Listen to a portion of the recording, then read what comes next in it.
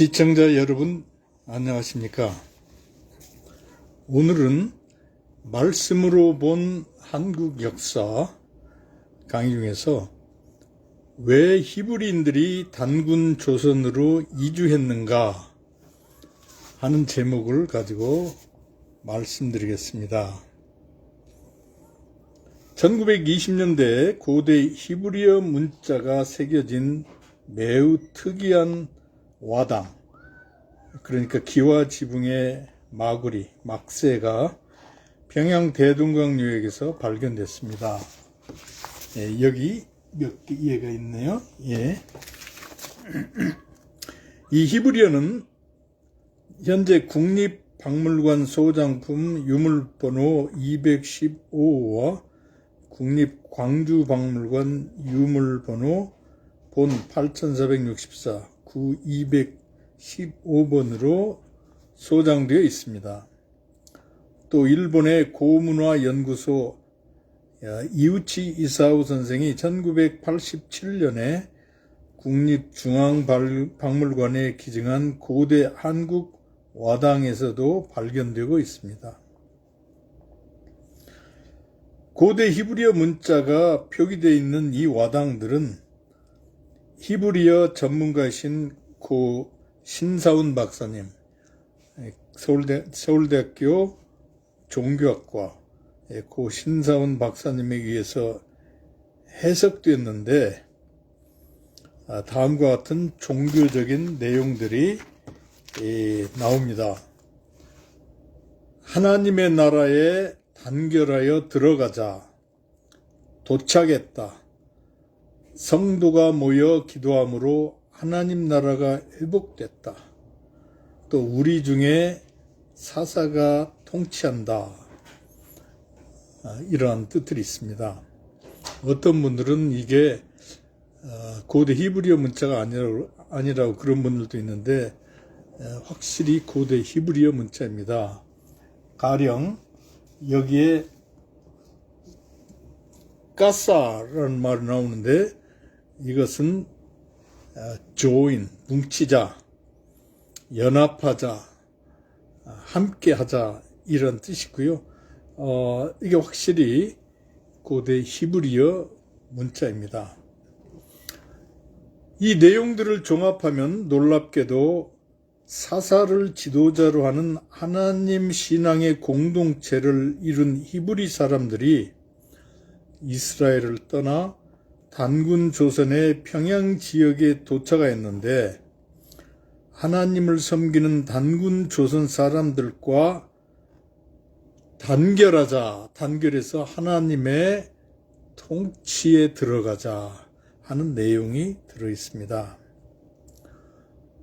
또 이 내용에는 여러 연구해야 할 점도 제시하는 듯합니다. 가령 성도가 모여 기도함으로 하나님 나라가 회복됐다는 글이 그 한 예입니다. 이 글의 뜻이 히브리 이민자들이 함께 기도함으로써 여러 난관들을 극복하고 하나님의 아름다운 통치를 자기 공동체에 회복하였다는 말인가, 아니면 여러 내우 외환에 시달리던 단군 조선의 회복에 히브리 이민 집단이 기여했다는 말인가, 연구해봐야 할 과제입니다. 여기서 사사는 히브리 민족이 모세에 인도되어 기원전 1450년경에 이집트에서 나온 후에 그 후계자인 여호수아 아래 가나안 땅에 들어가 정착한 후에 중앙 집권적인 왕정이 세워질 때까지 재판과 정치, 군사 등을 관장하던 히브리인들의 지도자를 일컫는 말이었습니다. 가령 그 예를 들면은 삼손, 입다, 기드온, 사실은 사무엘 선지자도 마지막 사사이죠. 이 사사라는 히브리어 단어가 적힌 것과, 이 와당에 적힌 것과 또 여러 관계된 정황으로 보아서 이 와당들은 이스라엘의 사사시대, 그러니까 기원전 1390년에서 1050년 그 시대의 말기나 직후에 제작된 것으로 보입니다. 그런데 이 연대는 우리 한민족의 가까운 친척이었던 동익의 상나라가 중국의 화족이 세운 주나라에 의해 망하였고, 그 때문에 중국으로부터 상나라 귀족이었던 동이족 기자와 유민들이 옛 고향이었던 단군 조선의 서북 지방으로 돌아온 기원전 1060년경과 잘 맞아떨어지는 듯합니다. 히브리어 문자는 다윗 왕 시대인 기원전 약 1000년 전경 이전에 사용되었던 고대 히브리어 문자와 다윗 왕 무렵 이후에 사용된 이 네모꼴 정사각형 모양의 근대 히브리어 문자의 두 종류가 있습니다. 그런데 단군 조선의 와당에서 사용된 히브리어 문자는 고대 히브리어 문자입니다. 이 고대 히브리어 문자입니다. 이게 근대 히브리어 문자가 아니고요. 그러니까 이 문자는 기원전 1200년 전에서 1000년 무렵에 이렇게 사용된 문자입니다. 그러므로 이 와당들은 기원전 1200년에서 1000년경에 만들어진 것으로 판명이 됩니다. 그런데 이 연대는 이스라엘의 사사시대 기원전 1390년에서 1050년 말기 또는 직후와 잘 들어맞고 있습니다.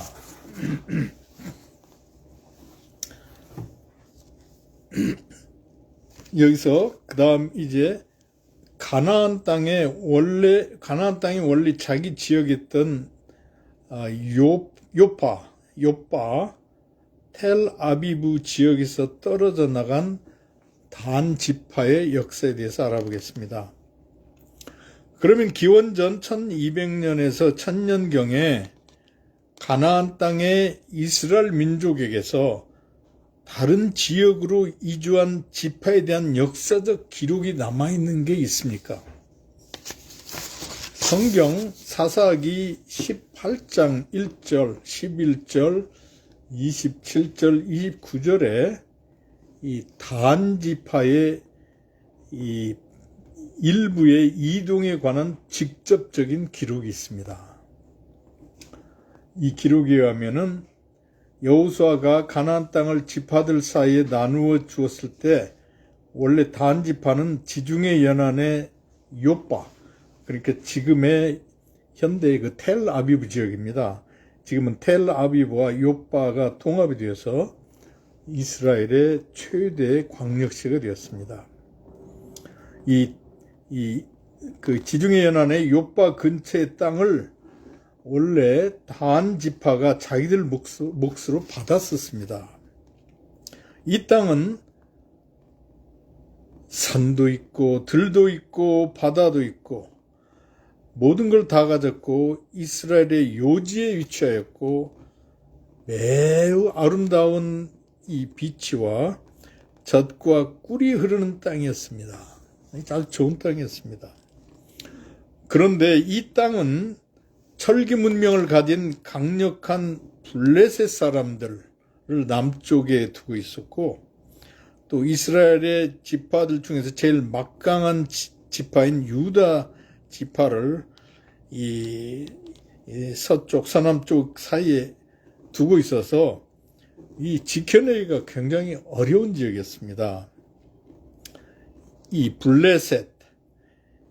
블레셋이란 말이 사실은 이 바다의 백성이라는 뜻인데, 이 블레셋, 필리스틴, 이 말에서 팔레스타인이라는 말이 나왔습니다.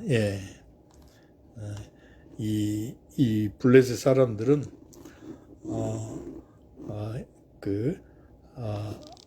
여기 원래 팔레스타인의 주인이었습니다.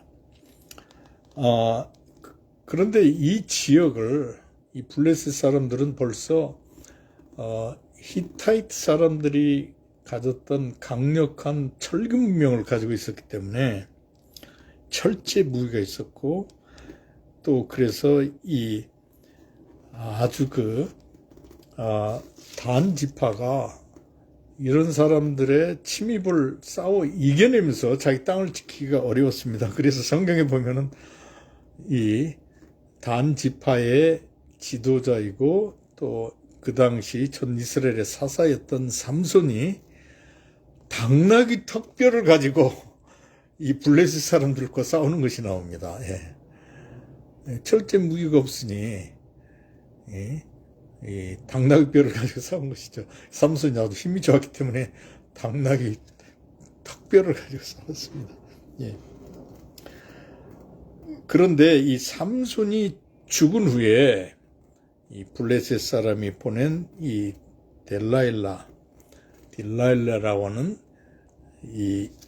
참 아주 이 장녀를 통해서 삼손이 죽은 후에 이 단지파의 땅을 지키기가 어려워서 600명의 군사들을 중심으로 해서 단지파의 일단의 사람들이 원래 이 해안 지방을 버리고 가나안 땅 아주 멀리 동북쪽 헤르몬산 아래로 이주해서 순박한 레센 땅 사람들을 무자비하게 도륙하고 그 땅을 점령해서 단이라는 도시를 세웠습니다.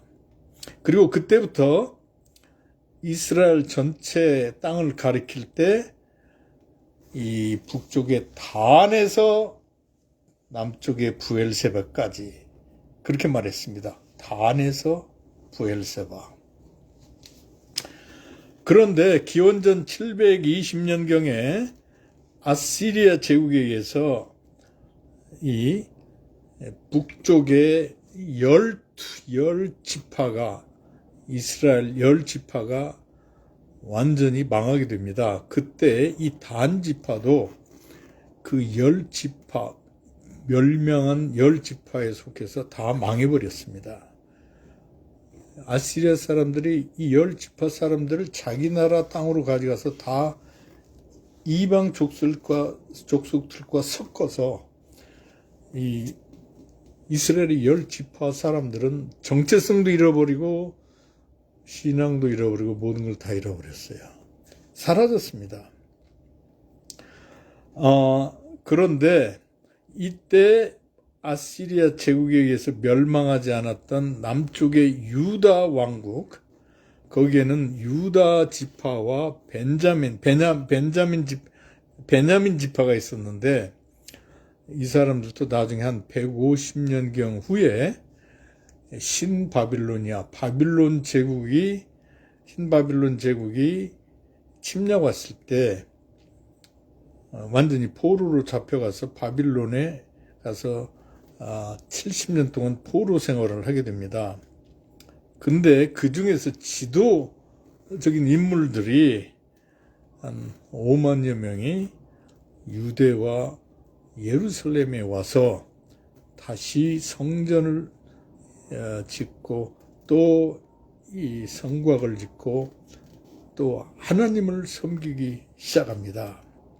그때 이 두 지파 중에서 유다 지파가 단연 컸기 때문에 그때 온 사람들을 유대인이라 불렀고, 그때부터 이스라엘 12지파의 대표적인 유대 지파를 중심으로 유대인이라고 우리가 부르게 된 것입니다.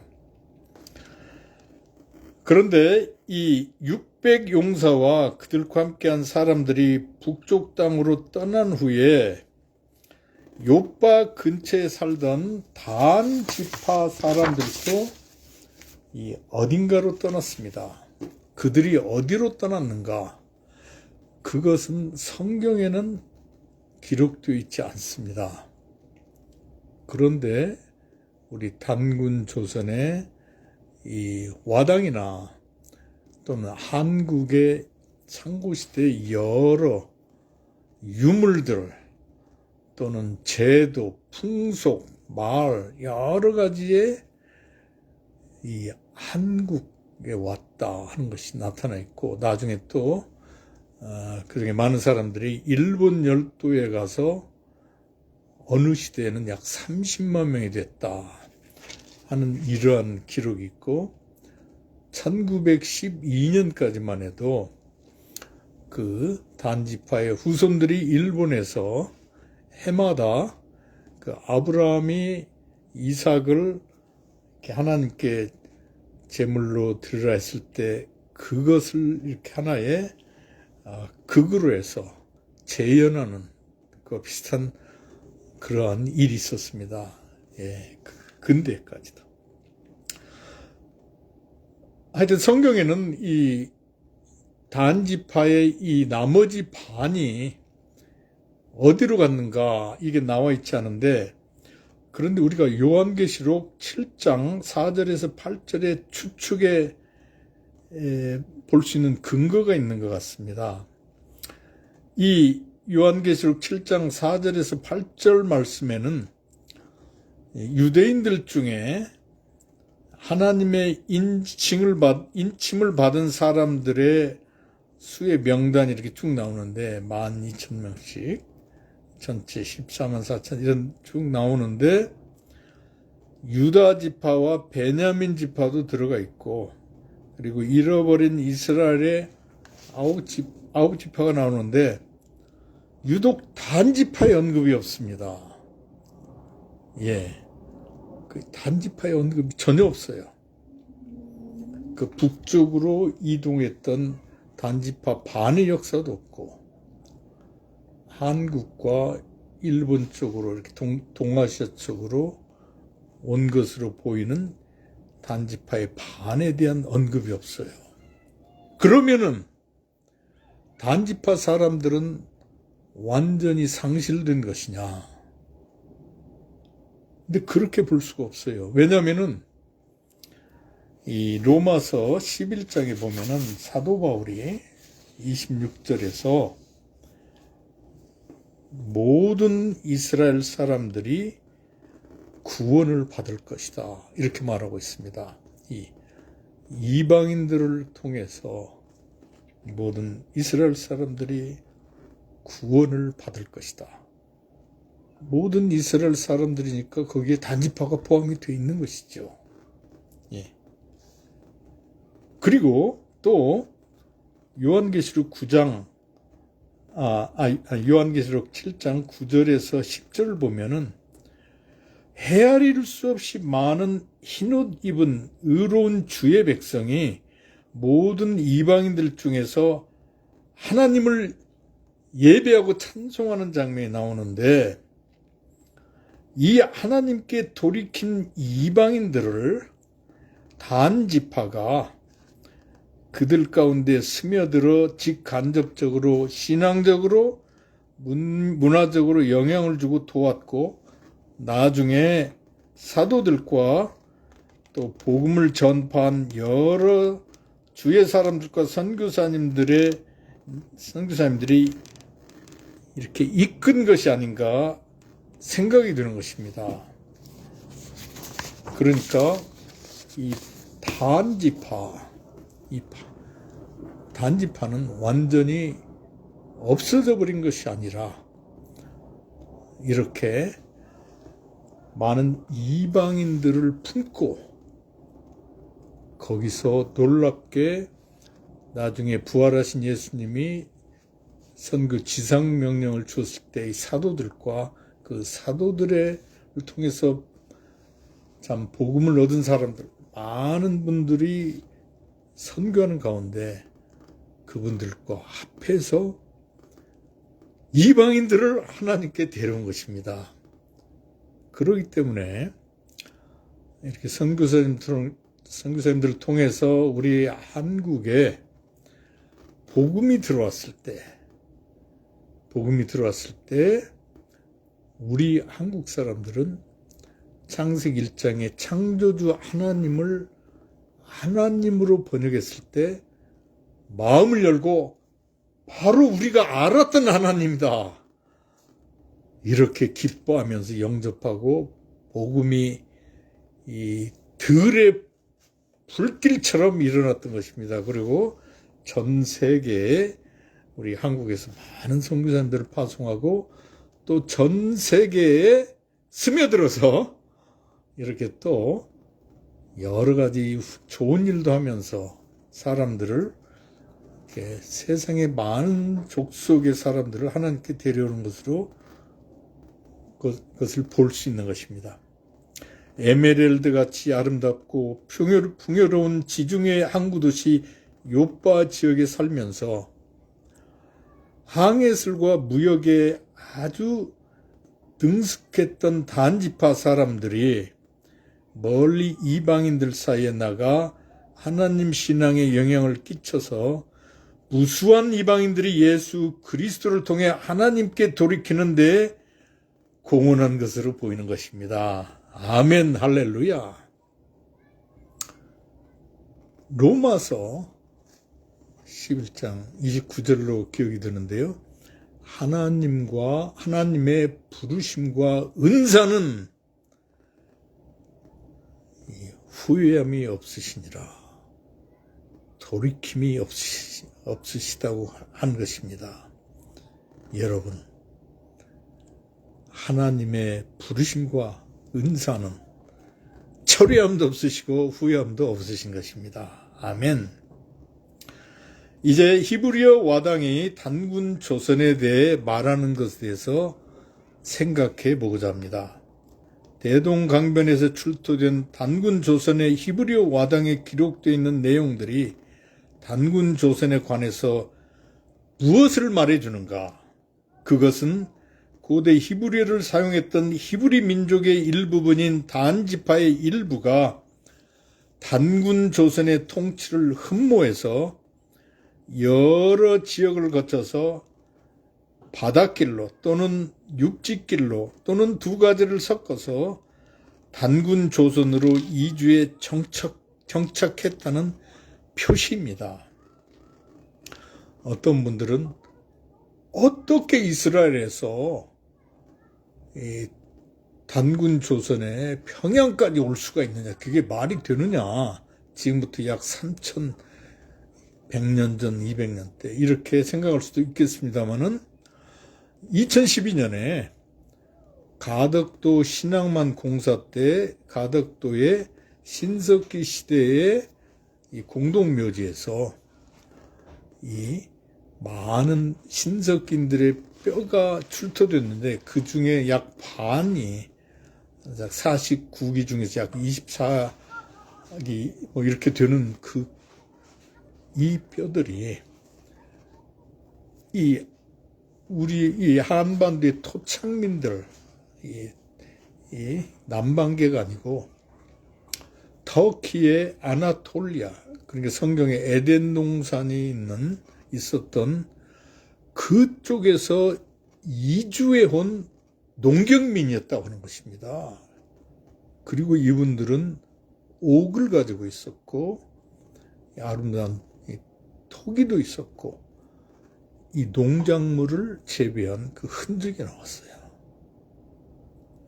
이분들은 이 단지파의 이분들보다도 거의 4,000년, 4,300년, 그 이전에 왔던 것입니다. 예, 아주 이 상고시대 사람들이 참 놀랍게도 많이 이동을 했어요. 이게 자꾸 증명이 되고 있습니다. 예.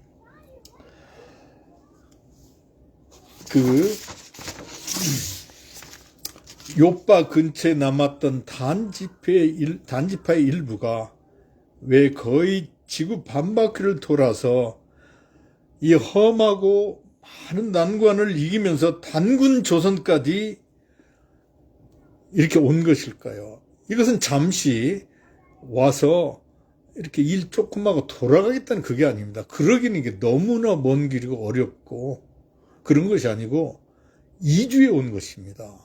예. 이주에 왔어요. 왜 이주에 왔을까요? 몇 가지 educated guess, 이 교육된 추측을 할 수가 있는데, 첫째, 이 단지파 사람들은 요빠, 이 항구에서 이 항해술과 무역이 아주 뛰어났다고 그래요. 이분들은 이 많은 무역을 통해서 이 많은 세계에서 온 사람들을 만났고 그들을 통해서 또 자기들의 조상들의 구전과 문헌 이런 것들을 통해서 단군 조선의 명성을 들은 것으로 보입니다. 아, 저기 해가 뜨는 곳, 거기에는 이 조선이라는 것은, 이 조선이라는 말 자체가 아침조자, 신선할 선 또는 밝을 선, 이 아사달, 아침에 이 하나님을 섬기는 이런 그 땅, 그런 뜻이에요. 예. 이 거기에는 하나님을 섬기는 아주 정말 그 밝은 사람들의 땅이 있는데, 이곳이야말로 이 가나안 땅에서 발붙일 수가 없는 우리에게는 가야 할 곳이다. 이렇게 결론을 낸 것 같아요. 이 평화롭고 문명 높은 하나님의 사람들, 천손민족의 나라 조선으로 가자. 이렇게 한 것 같아요. 그 공자님도 논에도 그렇게 돼 있지 않습니까? 내가 이 바다를 건너서, 동쪽의 바다, 황해죠. 거기는 동쪽의 바다를 뗏목을 타고 건너서 군자의 나라 한민족의 조선으로 가야겠다. 그런 말을 해요. 예. 이 조선은 정말 꿈이었던 것입니다. 둘째, 또 단지파 사람들에게는 이 조선의 통치자 단군이라는 이분의 그 칭호와 그 많은 훌륭한 단군들에 대해서 알았던 것 같아요. 이 단군의 단은 박달나무 단, 박달이라는 게 이게 박달, 밝은 땅이라는 말이죠. 하나님의 통치가 있는 밝은 땅이고, 이 단군은 하나님의 말씀을 받은 종이요, 또 하나님을 섬기는 사람이 하나님의 아름다운 통치를 사람들에게 베푸는 사람이고 제사장이고 그런 분이죠. 아주 영적이고 참 하나님의 아름다운, 합리적이고 아름다운 사랑의 통치를 하고 능력이 있고 또 자연을 사랑하고 이해하는 이러한 그 훌륭한 통치자예요. 단군 칭호인데, 그런데 단군 조선에 보면은 첫 단군 왕검으로부터 둘째 부루 뭐 이렇게 쭉 해서 이 훌륭한 단군들이 아주 그냥 줄줄줄줄줄 나옵니다. 예. 이러니까 뭐 아주 첫 이 임금으로부터 이렇게 훌륭한 사람들이 나오니까 아주 너무너무 훌륭한 전통이 일어나서 훌륭한 나라가 된 것이죠. 예. 세계사를 보면은 로마의 가장 황금 시대라고 불리는 그 5 현명한 황제, 오현제 시대. 이때 보면은 이 훌륭한 황제 5이 연달아 나와요.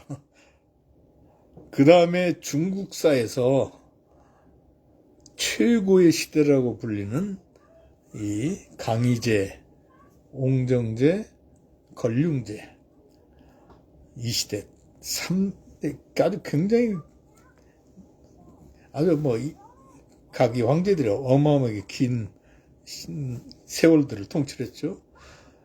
그 연달아 나오고 또 사실은 청나라 시작부터 굉장히 그 탁월한 황제들이 많이 나와요.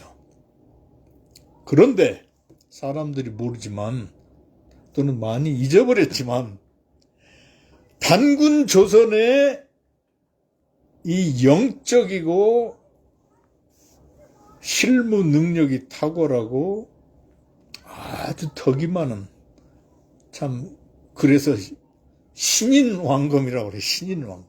하나님의 사람. 이러한 통치자들이 한두 명이 아니 줄줄줄줄줄 이렇게 나오기 때문에 이게 아주 전 세계에 알려진 것이죠. 그러니까 단지파도 여기서 들었던 것 같아요. 그리고 또 단지파의 단이라는 말이 이게 히브리어로 이 재판관이라는 말이에요. 또는 재판한다. 이 지도자라는 뜻이죠, 사실. 그러니까 단군, 단지파 사람들이 올 때, 단군, 여기가 우리가 가야 될 때다. 이렇게 한 것 같습니다. 예. 그리고 또, 이 히브리 사람들은 아주 상고시대부터 우리 한민족과 영적으로, 신앙적으로, 문명적으로 아주 깊은 교류가 있었습니다. 우리 한민족의 조상은 처음부터 부여족이라고 그래요. 예, 부여족이 이 부여국에서 처음 부여족이 생긴 게 아니고 그 전에 쭉 부여족이 있어요. 예, 그 전에도 있어요. 예, 그게 부여라는 말이 예라고 들어요. 예맥족. 예는 부여족. 부여라는 말이 프리기아. 최초의 문명의 땅이라는 말이에요. 예. 에덴 동산에서 하나님을 섬기면서 농경 문화와 또 아주 합리적인 하나님을 중심한 화백 민주주의를 가졌던 이 최초의 문명의 사람들의 그게 우리 조상들이고 거기서 나온 비리국, 부여족 이게 우리 한민족의 조상들이고 이스라엘 사람들의 조상은 셈족이잖아요. 셈이라는 말이 아주 수메르 문명의 대가 사무엘 노아 크레이머 이분에 의하면은 수메르란 말이 셈이라는 말이에요. 수메르란 말은 수메르 다음에 일어나는 아카디아 사람들이 수메르 사람들을 수메루 이렇게 불렀던 거지. 셈족이라는 셈이라는 말, 셈. 근데 우리 한민족은 이 셈계 사람들과 그 야벳은 널리 퍼진다는 뜻이 있어요. 잘 조화가 된 것 같아요.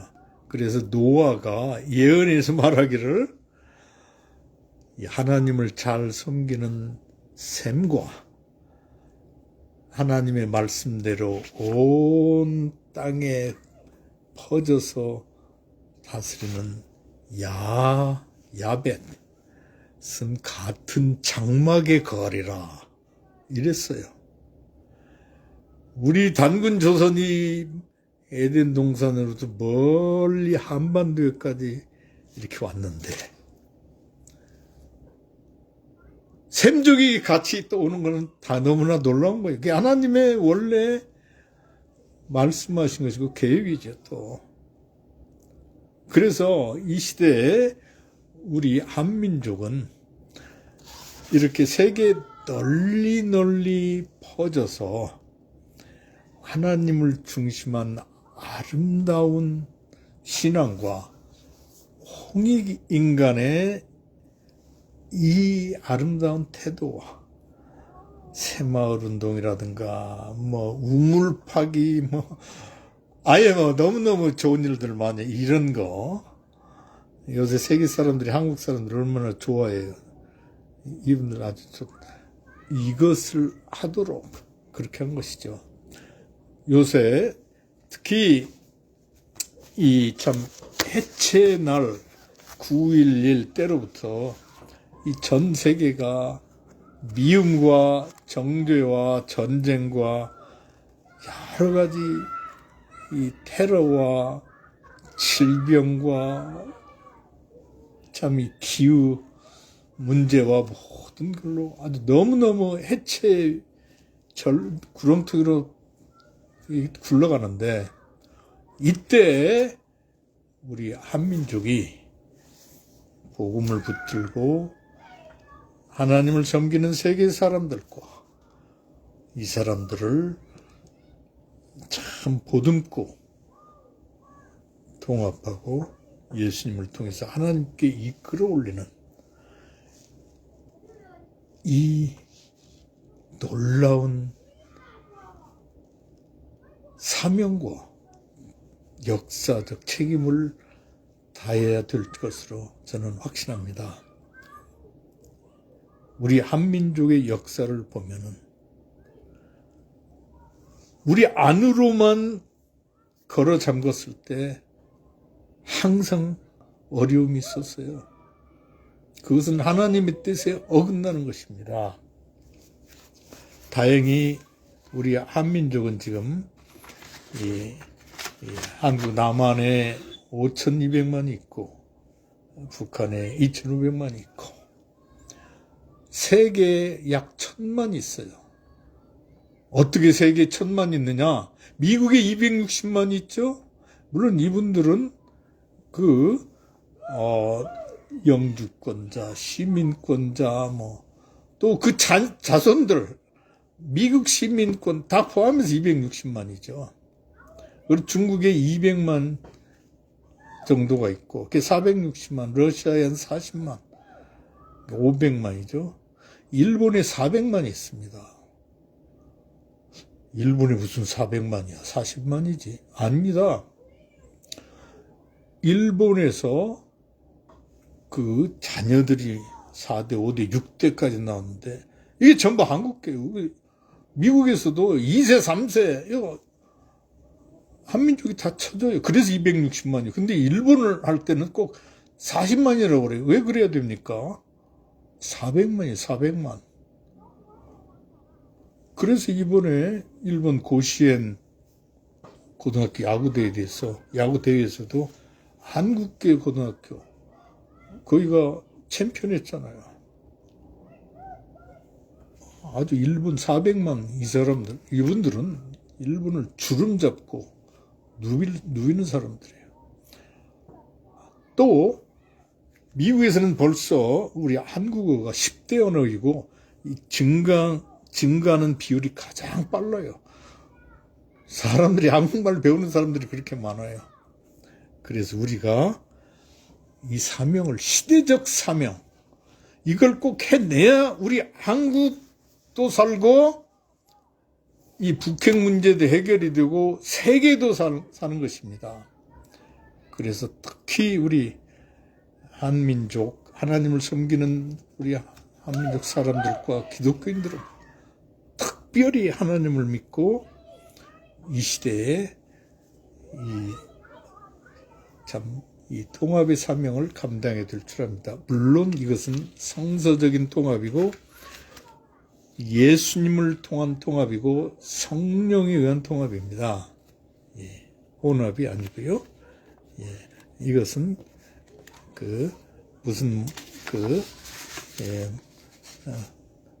문화적 여러 가지 플루럴리즘도 아닙니다. 여러 가지 하나님을 통해서 그리스도를 통해서 모든 사람들을 가는 것입니다. 그리스도에 나타난 하나님의 지극한 사랑이 통합의 길입니다. 시청해 주셔서 감사합니다. 구독과 좋아요 부탁드립니다. 또 하나 부탁드리고 싶은 것은 제가 부족하지만은 앞으로 더욱 자주 말씀으로 본 한민족 역사를 자주 낼 수 있도록 기도해 주시기 부탁하겠습니다. 감사합니다.